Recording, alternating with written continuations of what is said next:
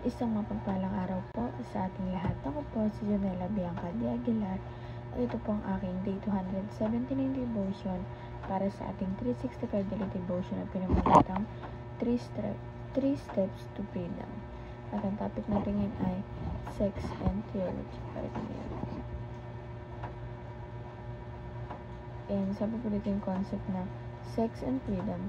God designed sex to be a gift enjoyed within the covenant of marriage. Sin, however, distorts this gift, turning it into bondage and shame. True freedom is not found in indulging sinful desires, but in surrendering them to Christ. In Him, we are set free from slavery to lust and enabled to honor God with our bodies. At ang Bible verse natin matagpuan sa John chapter 8 verses 10 to 11, and it says, Jesus strengthened up and asked her, "Woman, where are they? Has no one condemned you?" "No one, sir," she said. "Then neither do I condemn you," Jesus declared. "Go now and live your life of sin." At sa Tagalog naman po, tumayo si Jesus at tinanong ang babae, "Nasaan sila? Wala na bang namahatol sa inyo?" "Wala po, Ginoo," sagot ng babae. Sinabi ni Jesus, "Hindi rin kita hatulan. Umuwi ka na at mula ngayon ay huwag ka nang gumawa ng kasalanan."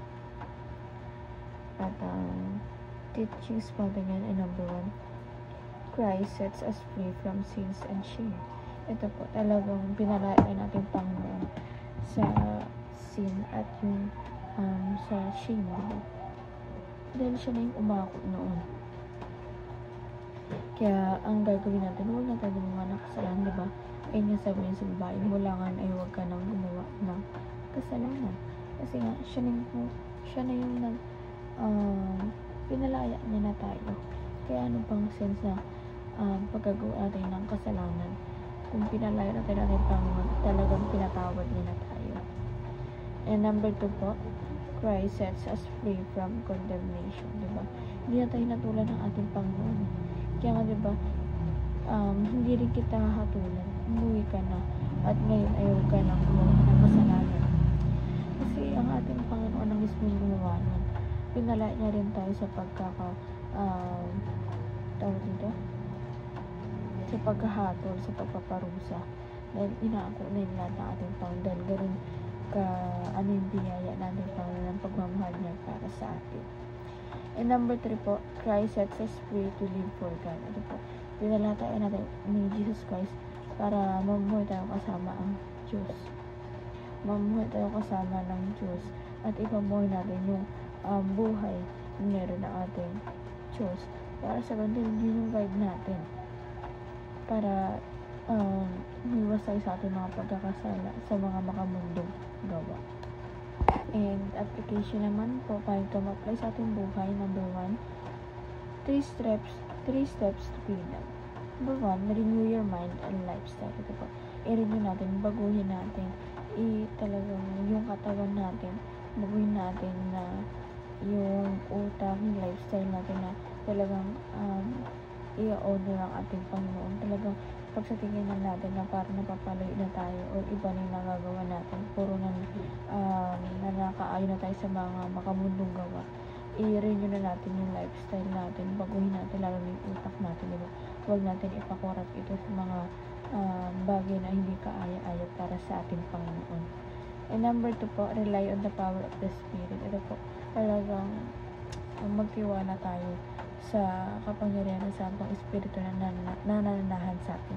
Dahil itong Santong Espiritu na to, nilagay o binigay ito para tulungan tayo sa lahat ng pagsubok na gagawin natin. Dahil ito ang lumalaban sa katawan natin sa may laman na iba ang gusto at syempre kabutihan naman yung gusto ng ating Santong Espiritu na nananahan sa buhay natin. And number 3 po, revisit the cross of Christ. Pag sa tingin talaga natin na hindi natin maiwasan yung mga ganung bagay,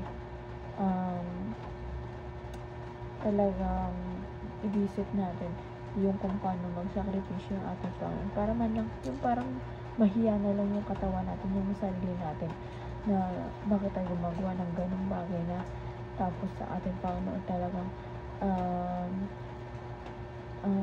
pinalaya tayo sa ating mga pagkakasala. Tapos ganun lang igaganti natin sa Kanya. Kaya marahan na lamang na lagi nating ulit-ulitin sa buhay na itanong natin sa ating isipan kung paano tayo niligtas sa ating Panginoon at kung paano siya kumilos sa buhay natin. Para sa ganun, di ba, parang in that case, nalalabanan natin yung mga tukso sa buhay natin. And yun lamang po ang aming devotion ngayong araw.